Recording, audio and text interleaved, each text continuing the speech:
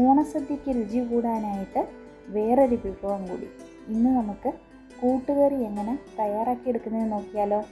വളരെ പെട്ടെന്ന് നമുക്ക് തയ്യാറാക്കിയെടുക്കാൻ പറ്റും. വീഡിയോയിലോട്ട് പോയാലോ. എല്ലാവർക്കും നമസ്കാരം. പുതിയൊരു വീഡിയോയിലേക്ക് എല്ലാവർക്കും സ്വാഗതം. കടല നമ്മളാണെങ്കിൽ ഇന്നലെ വൈകിട്ട് ഇതുപോലെ വെള്ളത്തിലിട്ട് വെച്ചിരുന്നാണേ. ഇത് നല്ലതായിട്ട് കുതിർന്ന് വന്നിട്ടുണ്ട്. ഇനി നമുക്ക് ഇതാണെങ്കിൽ ഒന്ന് വേവിച്ചെടുക്കണം. കടലയാണെങ്കിൽ ഉപ്പൊക്കെ ഇട്ടിട്ട് നമുക്കൊന്ന് വേവിച്ചെടുക്കാം കേട്ടോ. ഇതൊന്ന് കഴുകി ഈ വെള്ളമൊക്കെ മാറ്റിക്കളയട്ടെ. അത് കഴിഞ്ഞിട്ട് നമുക്ക് വേവിച്ചെടുക്കാം. അപ്പോൾ ഇതിൻ്റെ വെള്ളമൊക്കെ കളഞ്ഞിട്ട് നമ്മൾ കുക്കറിലാണെങ്കിൽ ഇതെടുത്തിട്ടുണ്ട്. ഉപ്പും കൂടെ ആണെങ്കിൽ ഇട്ട് കൊടുക്കാം. ആവശ്യമുള്ള ഉപ്പ് ഇട്ട് കൊടുത്തിട്ട് നമുക്ക് വെള്ളം ഒഴിച്ചു കൊടുക്കാം. കടലയാണെങ്കിൽ നമ്മൾ കുതിർത്ത് വെച്ചിരുന്ന വെള്ളമൊക്കെ ആണെങ്കിൽ കളഞ്ഞിട്ട് നമ്മൾ വേറെ വെള്ളമൊക്കെ ഒഴിച്ച് കുക്കറിലാണെങ്കിൽ നമുക്കിനി ഇതൊന്ന് വേവിച്ചെടുക്കാമേ. കടല നമ്മൾ വേവിച്ചെടുത്ത് വെച്ചിട്ടുണ്ട്. പിന്നെ നമ്മൾ ഈ കൂട്ടുകറിക്ക് ആവശ്യമായിട്ടുള്ള ചേന മാത്രമാണ് എടുത്തേക്കുന്നത്. കായൊന്നും എടുത്തിട്ടില്ല. സാധാരണ ചേനയും കായും കൂടെയൊക്കെയാണ് ഞാൻ കഴിഞ്ഞ പ്രാവശ്യമൊക്കെ ആണെങ്കിൽ നമ്മൾ റെഡിയാക്കിയിട്ടുള്ളത്. പക്ഷേ ഈ പ്രാവശ്യം ഞാൻ ചേന മാത്രമാണ് എടുത്തേക്കുന്നത്. ചേന മാത്രം ഇട്ടിട്ട് നല്ല ടേസ്റ്റി ആയിട്ടുള്ള കൂട്ടുകറി നമുക്ക് റെഡിയാക്കി എടുക്കാൻ പറ്റും. ഇതിൽ ക്യാരറ്റൊക്കെ നമുക്ക് ആഡ് ചെയ്യാവുന്നതാണ്. അതുപോലെ തന്നെ അരപ്പിന് ആവശ്യമുള്ള തേങ്ങയും ജീരകവും ഒരു പച്ചമുളകുമാണ് ഞാൻ എടുത്തേക്കുന്നത്. നിങ്ങൾ എരിവാണെങ്കിൽ അധികം വേണ്ടാത്തവരാണെങ്കിൽ പച്ചമുളക് നിങ്ങൾക്ക് അവോയ്ഡ് ചെയ്യാവുന്നതാണ്. പൊടികളായിട്ട് എടുത്തിട്ടുള്ളത് മുളക് പൊടി, മഞ്ഞൾപ്പൊടി, ഗരം മസാല, അതുപോലെ തന്നെ കുരുമുളക് പൊടിയാണ് എടുത്തേക്കുന്നത്. ഗരം മസാല സാധാരണ അങ്ങനെ ആരും ചേർത്തായിട്ട് കണ്ടിട്ടില്ല. ഇതാണെങ്കിൽ എനിക്ക് കുറച്ചുകൂടെ കൂട്ടുകറിക്ക് ടേസ്റ്റ് കൂടുതലായിട്ട് എനിക്ക് തോന്നിയിട്ടുണ്ട് ഗരം മസാല ഇടുമ്പോൾ. അത് കാരണം കൊണ്ടാണ് ഞാൻ ഇവിടത്ത് ഗരം മസാല ആഡ് ചെയ്യുന്നത് കേട്ടോ. അപ്പോൾ പച്ചമുളക് ഞാൻ കുരുമുളക് കൂടി ഇടുന്നത് കൊണ്ടൊക്കെയാണ് പറഞ്ഞത്. പച്ചമുളക് നിങ്ങൾക്ക് എരിവ് ഒത്തിരി ആവശ്യമില്ലെങ്കിൽ പച്ചമുളക് അവോയ്ഡ് ചെയ്യാവുന്നതാണ്. പിന്നെ അതുപോലെ തന്നെ കടുക് താളിക്കാനായിട്ടുള്ള വറ്റൽമുളകും ഉള്ളിയും കറിവേപ്പിലയൊക്കെ എടുത്ത് വെച്ചിട്ടുണ്ടായിരുന്നു. പിന്നെ കുറച്ച് തേങ്ങയാണെങ്കിൽ മാറ്റി വെക്കണം.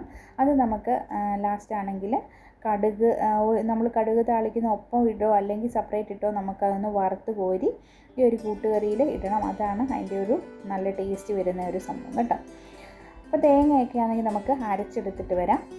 തേങ്ങയും പച്ചമുളകും അതുപോലെ ജീരകവുമാണ് ഇപ്പോൾ എടുത്തേക്കുന്നത്. അത് നന്നായിട്ട് ഒന്ന് അരച്ചെടുക്കണം.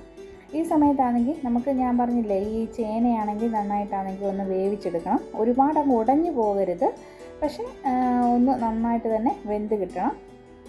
ആദ്യം ഞാനിപ്പോൾ ഉപ്പൊന്നും ചേർക്കാതെ തന്നെയാണ് ഇത് വേവിച്ച് ഒന്ന് തിളച്ചൊക്കെ വന്നു കഴിഞ്ഞിട്ട് വെന്തൊക്കെ കഴിഞ്ഞിട്ട് വേണം ഉപ്പൊക്കെ ഇതിനകത്ത് ആഡ് ചെയ്യാൻ. ആദ്യം തന്നെ ഉപ്പ് ഇടണ്ട കേട്ടോ. പിന്നെ ഞാൻ ഇതിനകത്ത് ഇഞ്ചി വെളുത്തുള്ളി പേസ്റ്റ് ഇട്ടിട്ടുണ്ടായിരുന്നു. സാധാരണ എനിക്ക് തോന്നുന്നില്ല അങ്ങനെ ആരെങ്കിലും ഇഞ്ചി വെളുത്തുള്ളി പേസ്റ്റ് ഇടാത്തവരും അതുപോലെ ഇടുന്നവരൊക്കെ ആണെങ്കിൽ ഒന്ന് കമൻറ്റ് ചെയ്യണേ. അപ്പോൾ ഇഞ്ചി വെളുത്തുള്ളി പേസ്റ്റ് കൂടെ ഞാനാണെങ്കിൽ ഇതിൽ ഇട്ട് കൊടുത്തിട്ടുണ്ടായിരുന്നു. ആ ചേനയൊന്ന് വേവിച്ച് കിട്ടുന്ന സമയത്ത്. ഈ സമയത്ത് ഈ ചേനയൊക്കെ വെന്ത് വരുന്ന സമയത്ത് നമുക്ക് എളുപ്പത്തിലാണെങ്കിൽ നമുക്ക് ഈ ഒരു കൂട്ടുകറി റെഡിയാക്കണമല്ലോ. അപ്പോൾ ആ സമയത്ത് നമുക്കാണെങ്കിൽ ഈ ഒരു തേങ്ങയാണെങ്കിൽ വറുത്ത് കോരിയെടുക്കാം. തേങ്ങ വറുത്തെടുക്കുന്ന സമയത്ത് ഞാൻ കുറച്ച് നെയ്യൂടാണെങ്കിൽ ആഡ് ചെയ്തിട്ടുണ്ടായിരുന്നു. അപ്പം നല്ല ടേസ്റ്റാണ് കേട്ടോ. നെയ്യിലാണെങ്കിൽ തേങ്ങ ഒന്ന് വറുത്ത് കോരി എടുക്കുമ്പോൾ അതിനൊരു പ്രത്യേക ടേസ്റ്റാണ്. ഒരു ബ്രൗൺ നിറമാകുമ്പോഴത്തേന് നമുക്ക് ഈ ഒരു തേങ്ങയാണെങ്കിൽ വേറൊരു പാത്രത്തിലോട്ട് മാറ്റി വെക്കാം. നിങ്ങൾക്ക് കടുക് വറുക്കുന്ന സമയത്ത് ആ സമയത്താണെങ്കിൽ നിങ്ങൾക്ക് തേങ്ങ വറുക്കുവാണെങ്കിലും കുഴപ്പമില്ല. പക്ഷേ ഒരു കുഴപ്പമെന്ന് വെച്ച് കഴിഞ്ഞാൽ ചിലപ്പോൾ നമ്മൾ കടുക് വറുക്കുന്ന സമയത്ത് വറ്റൽമുളകും കറിവേപ്പിലൊക്കെ ഇടുമ്പം ചിലപ്പോൾ അത് ഒരുപാട് കരിഞ്ഞു പോയാലോ എന്നോർത്തിട്ടാണ് ഞാനിപ്പോൾ ഈ ഒരു സെപ്പറേറ്റ് ആയിട്ട് ഇതൊന്ന് വറുത്ത് കോരി എടുക്കുന്നത് കേട്ടോ. നമുക്ക് വളരെ പെട്ടെന്ന് തന്നെ നമ്മളുടെ പണികളൊക്കെ തീർക്കാൻ വേണ്ടിയാണ് ഞാനിങ്ങനെ സെപ്പറേറ്റ് ആണെങ്കിൽ ഇത് ചേനയൊക്കെ വെന്ത് വരുന്ന സമയം കൊണ്ട് ഇതെല്ലാം ആണെങ്കിൽ ഒന്ന് വറുത്ത് കോരി എടുക്കാമെന്ന് വിചാരിച്ചത്. അപ്പോൾ ഇടയ്ക്ക് നമ്മൾ തുറന്ന് നോക്കിയിട്ടാണെങ്കിൽ വെള്ളമൊക്കെ പറ്റിയൊന്ന് നോക്കുന്നുണ്ട്. ഈ സമയത്ത് നമ്മൾ തേങ്ങ അരച്ച് വെച്ചിട്ടില്ല. ആ അരപ്പ് നമുക്ക് ഈ ഒരു ചേനയിലോട്ട് ഇട്ട് കൊടുക്കാം. ചേനയൊക്കെ നന്നായിട്ട് വെന്ത് വന്നിട്ടുണ്ട്. ആ സമയത്ത് നമുക്ക് ഇത് ഇട്ട് കൊടുക്കാം. അപ്പോൾ അധികം വെള്ളമൊന്നും ചേർക്കാതാണ് ഞാനിപ്പോൾ ഇത് അരച്ചെടുത്തേക്കുന്നത്. ഈ ഒരു മിക്സിയിലോട്ടാണെങ്കിൽ കുറച്ച് വെള്ളം കൂടി ഒഴിച്ചിട്ട് അതൊന്ന് മിക്സി ഒന്ന് കഴുകി ആ ഒരു വെള്ളം നമുക്ക് ഒഴിച്ചു കൊടുക്കാം. ഇതാണെങ്കിൽ എല്ലാം ഒന്ന് ഇളക്കിയെടുക്കാം. അപ്പോൾ ഈ ഒരു വെള്ളം ഇപ്പോൾ ഇത്രയും കണ്ടെങ്കിലും ഇതാണെങ്കിൽ നമുക്ക് ആവശ്യത്തിനുള്ള വെള്ളമേ ഉള്ളൂ. ഒരുപാട് വെള്ളമൊന്നും ചേർത്തില്ല. ഈ സമയത്താണ് ഉപ്പ് നമ്മൾ ചേർത്ത് കൊടുക്കുന്നത്. അപ്പോൾ ആദ്യം നമ്മൾ ഉപ്പൊന്നും ചേർത്ത് കൊടുത്തിട്ടില്ലായിരുന്നു. ഈ ഒരു ഉപ്പ് ചേനയൊക്കെ വെന്ത് വന്ന ശേഷമാണ് നമ്മൾ ഉപ്പ് ചേർത്ത് കൊടുക്കുന്നത്. പിന്നെ നമുക്ക് വേവിച്ച് വെച്ചിരിക്കുന്ന കടലയാണെങ്കിൽ ഇട്ട് കൊടുക്കണം. ഈ കടലയോട് ഇട്ട് കഴിയുമ്പോഴത്തേന് കറക്റ്റ് ആണെങ്കിൽ ആ ഒരു വെള്ളമാണെങ്കിൽ ഒന്നും കൂടി പോകാതെ തന്നെ കുറുകി തന്നെ വരും. കണ്ടോ, ഇപ്പം നിങ്ങൾക്ക് മനസ്സിലാവുമല്ലോ. ഇതിപ്പം വെള്ള കളറിലിരിക്കുന്നതെന്ന് ഓർത്തുകൊണ്ട് വിഷമിക്കുകയൊന്നും വേണ്ട. നമ്മൾ ഇനിയാണെങ്കിൽ കടുക് താളിക്കാനൊക്കെ ഉണ്ട്.